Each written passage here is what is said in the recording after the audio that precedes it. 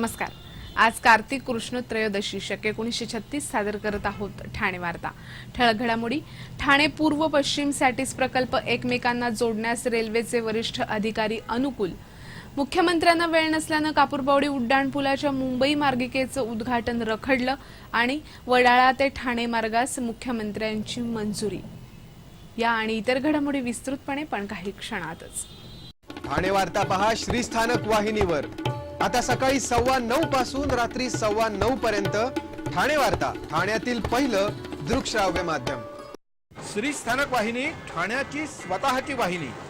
ठाण्यातील घडामोडी, कार्यक्रम, वादविवाद, अगदी गाणी, नाटक याचा आनंद घर बसल्या पहा श्रीस्थानक वाहिनी। आपल्या ठाण्याचं हक्काचं व्यासपीठ श्रीस्थानक वाहिनी। ठाणे वार्ता आता संकेतस्थळावर देखील ठाणेवार्ता.com वर क्लिक करा आणि ठाण्याच्या घडामोडी जाणून घ्या। ठाण्यातील पहिलं ऑनलाईन माध्यम ठाणेवार्ता.com। नमस्कार मंडळी, दर रविवारी पाहायला विसरू नका। नमस्कार मंडळी, आपल्या प्रश्नांचं थेट उत्तर। ठाणे वार्ता पहा श्रीस्थानक वाहिनीवर। आता सकाळी 9:15 पासून रात्री 9:15 पर्यंत ठाणे वार्ता, ठाण्यातील पहिलं दृकश्राव्य माध्यम। कापूरबावडी उड्डाणपुलाच्या मुंबई मार्गिकेचं उद्घाटन मुख्यमंत्र्यांना वेळ नसल्यानं रखडलंय।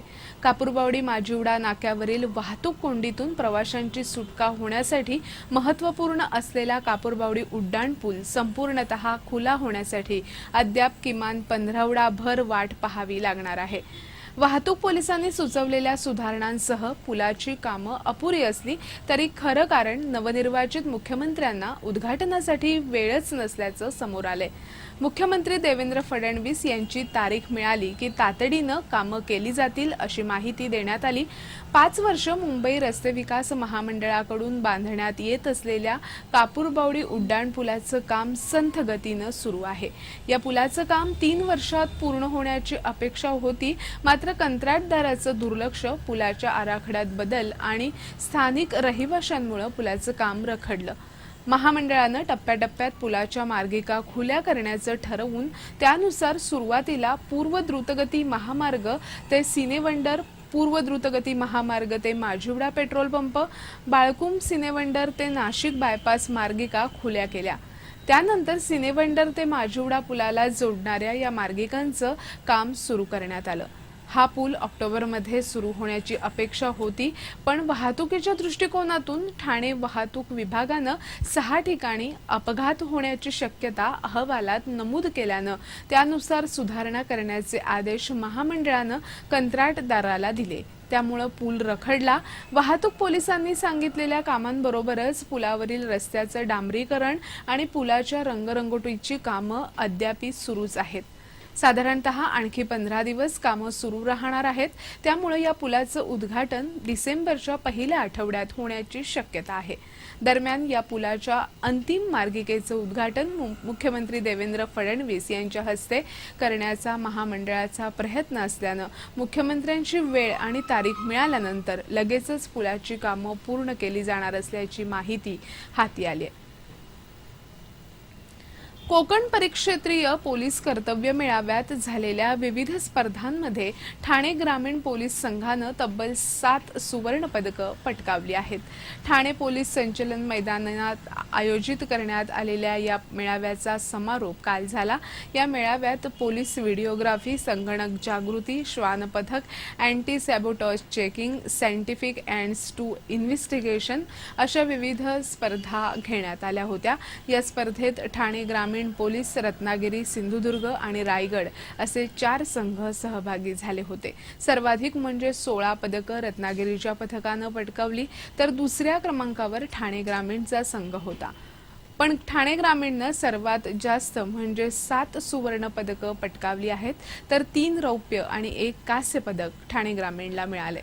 या स्पर्धेच्या निमित्तानं पोलीस दलातील चाणाक्ष आणि तत्पर पोलीस कर्मचाऱ्यांच्या स्पर्धात्मक गुणांचा कस लागला। पदक विजेत्या सर्व खेळाडूंना पोलीस उपायुक्त पराग मणेरे यांच्या हस्ते पारितोषिकं प्रदान करण्यात आली। शिर्डीला निघालेल्या पदयात्रेत खेळता खेळता सामील होऊन गायब झालेला ठाण्यातील एका अभियंत्याचा 11 वर्षीय गतिमंद मुलगा बालसंगोपन पथकामुळे पुन्हा त्याच्या पालकांना मिळू शकला। कापूरबावडी परिसरात राहणारे विश्वराज शर्मा यांचा 11 वर्षीय विशाल हा थोडा गतिमंद आहे. तो बोलू शकत नाही. 13 नोव्हेंबर रोजी राहत्या इमारतीखाली खेळत असताना मुंबई नाशिक रस्त्यानं जाणाऱ्या शिर्डी पदयात्रेत सामील झाला. त्याच्या पालकांनी तो हरवल्याची तक्रार दाखल केली होती, पण त्याचा शोध लागत नसल्यानं त्याच्या कुटुंबियांनी सहपोलीस आयुक्त लक्ष्मी नारायण यांच्याकडे आपली कैफियत मांडली. त्यांनी बालसंगोपन पथकाचे वरिष्ठ पोलीस निरीक्षक मदन बल्लाळ यांच्याकडे तपास सोपवला. विशालचा मागोवा घेत असताना पोलिसांना तो भिवंडी परिसरात असल्याची माहिती मिळाली होती. भिवंडीमधील बालसुधारगृहामध्ये विशालसारखाच एक मुलगा असल्याचं समजलं होतं, पण खात्री होत नव्हती. पोलिसांनी विशालच्या पालकांना बोलवून ही खातरजमा करून घेतली. 7 दिवसापासून गायब झालेल्या विशालला पाहून विशालच्या कुटुंबियांच्या आनंदाला पारावार राहिला नाही. ठाणे वार्ता पहा श्रीस्थानक वाहिनीवर. आता सकाळी 9:15 पासून रात्री 9:15 पर्यंत ठाणे वार्ता, ठाण्यातील पहिलं दृकश्राव्य माध्यम. आपला परिसर स्वच्छ आणि सुंदर ठेवण्यासाठी ठाणे महापालिकेत सहकार्य करा. ओला सुका कचरा वेगवेगळा जमा करा आणि रोगराईपासून मुक्तता मिळवा. ठाणे वार्ता आता संकेतस्थळावर देखील ठाणेवार्ता.com वर क्लिक करा आणि ठाण्याच्या घडामोडी जाणून घ्या. ठाण्यातील पहिलं ऑनलाईन माध्यम ठाणेवार्ता.com. डॉक्टर आणि रुग्णांचं पिढ्यानपिढ्यांचं जिव्हाळ्याचं नातं म्हणजेच डॉक्टर बेडेकर हॉस्पिटल. आता अत्याधुनिक सोयी सुविधा आणि तंत्रज्ञानयुक्त वंध्यत्व निवारण केंद्रात IVF आणि टेस्ट ट्यूब बेबीचीही सुविधा. Doctor Bedekar hospital, Maharshi Karvepath, Thane. 65 वर्षांची निरंतर सेवा. Jaipuri jewellery exhibition cum sale, 50% बचत.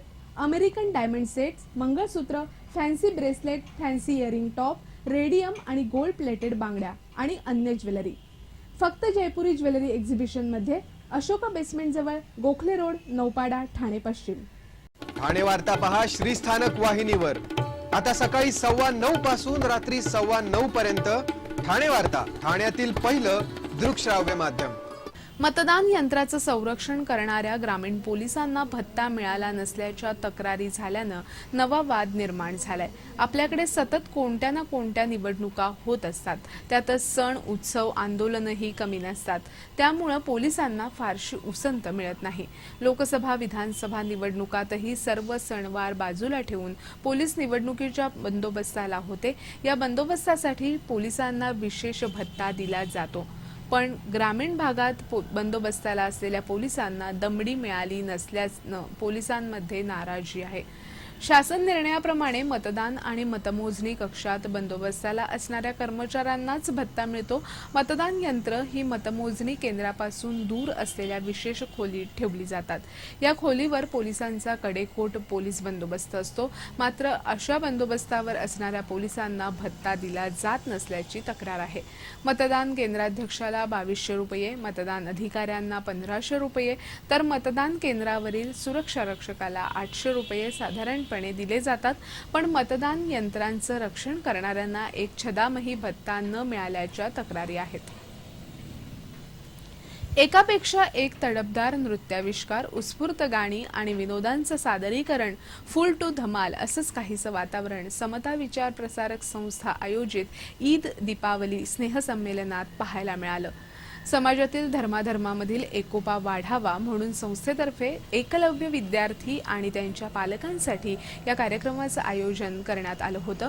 वागळे इस्टेटमधील हेमाली शिंदे आणि आशिष जाधव यांनी जादू की छप्पी या गाण्यावर नृत्य सादर केलं, तर मानपाड्यातील एकलव्य विद्यार्थी रोहित शर्मा, श्रुती आमोणकर, करण अवताडे, सोनाली कदम, मनोज परियार, उत्कर्षा पवार, दर्शन पडवळ, अंकिता घोडके यांनी नगाडा संगे ढोल बाजे या गाण्यावर आपलं नृत्य सादर केलं. तर वयानं अगदी छोट्या असलेल्या निशांत पांडेनं आता माझी सटकली या गाण्यावर नाच केला. या कार्यक्रमाच्या निमित्तानं क्रिकेट, बुद्धिबळ, कॅरम स्पर्धेचं आयोजन करण्यात आलं होतं. या कार्यक्रमाचं उद्घाटन ज्येष्ठ साहित्यिक रत्नाकर मतकरी यांच्या हस्ते झालं. दिव्यातील डम्पिंग ग्राउंडबाबत लवकरच तोडगा काढण्याचं आश्वासन महापौर संजय मोरे यांनी दिवावासियांना दिलंय. महापौर संजय मोरे यांनी दिव्यातील डम्पिंग ग्राउंडची पाहणी केली। त्यावेळी रहिवाशांनी त्यांना आपल्या मागण्यांचं एक निवेदन दिलं। त्यावेळी महापौरांनी हे आश्वासन दिलं, महापालिका क्षेत्रामध्ये जमा होणारा घनकचरा दिवा इथे टाकला जातो। या कचऱ्याची विल्हेवाट लावण्यासाठी पालिकेकडून सातत्यानं प्रयत्न सुरू आहेत। यासाठी कायमस्वरूपी जागा उपलब्ध करण्याबाबत प्रयत्नही सुरू आहेत, असं महापौरांनी यावेळी सांगितलं। घनकचऱ्याची विल्हेवाट लावणं हा गंभीर प्रश्न असून सर्वच महापालिकांना तो भेडसावत आहे। महापालिका क्षेत्रात जमा होणाऱ्या घनकचऱ्याची योग्य प्रकारे विल्हेवाट लागावी आणि हा घनकचरा रहिवासी वस्तीपासून दूर टाकून त्यावर प्रक्रिया करावी, याकरता तळोजा येथील जमीन विकत घेण्याचा प्रयत्न सुरू आहे। हा प्रश्न निकाली काढण्यासाठी शासन दरबारी पाठपुरावा सुरू असून येत्या काही दिवसात दिवावासियांची डम्पिंगच्या समस्येतून सुटका होईल, असं महापौरांनी स्पष्ट केलं। ठाणे पूर्वला बांधला जाणारा आणि ठाणे पश्चिमेला असलेला सॅटिस प्रकल्प एकमेकांना जोडावा, या खासदार राजन विचारे यांच्या सूचनेला रेल्वे अधिकाऱ्यांनी अनुकूलता दर्शवली आहे। या संदर्भात वरिष्ठ रेल्वे अधिकारी आणि ठाणे महापालिकेच्या वरिष्ठ अधिकाऱ्यांची मध्य रेल्वेचे महाव्यवस्थापक मुकेश निगम यांच्या दालनात एक बैठक झाली। या बैठकीत रेल्वे अधिकाऱ्यांनी ही अनुकूलता दर्शवली। ठाणे पूर्वला रेल्वेच्या जागेत सॅटिस प्रकल्प राबवला जाणार आहे। मुंबई रेल्वे विकास प्राधिकरणाच्या सहकार्यानं ठाणे महापालिका हा प्रकल्प राबवणार आहे। ठाणे महापालिका आयुक्त असीम गुप्ता यांनी या बैठकीत 3 चटई क्षेत्रापर्यंत वाढीव क्षेत्रफळ देण्याची पालिकेची तयारी असल्याचं बैठकीत स्पष्ट केलं। ठाणे पूर्वच्या सॅटिस प्रकल्पात तळमजल्यावर वाहनांची सोय केली जाणार असून पश्चिमेप्रमाणे पहिल्या मजल्यावर डेक उभारून तिथून परिवहनच्या बसेस सोडण्याचा प्रस्ताव आहे।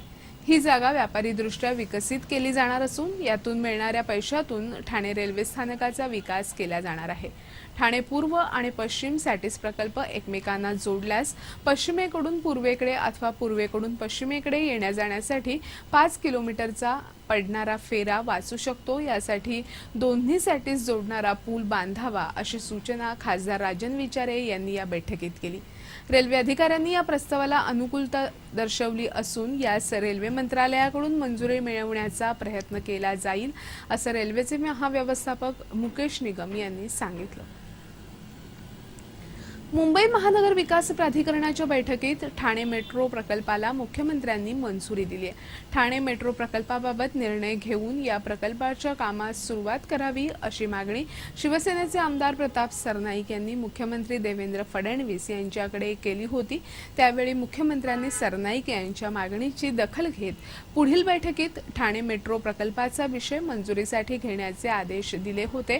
त्यानुसार आज झालेल्या बैठकीत मेट्रो 2 आणि मेट्रो 5 या प्रकल्पाला मुख्यमंत्र्यांनी मंजुरी दिली आहे। मेट्रो 5 प्रकल्पांतर्गत वडाळा ते ठाणे आणि ठाणे ते कासारवडवली असा मेट्रोचा मार्ग असणार आहे आणि यासाठी 19,100 कोटी खर्च अपेक्षित आहे।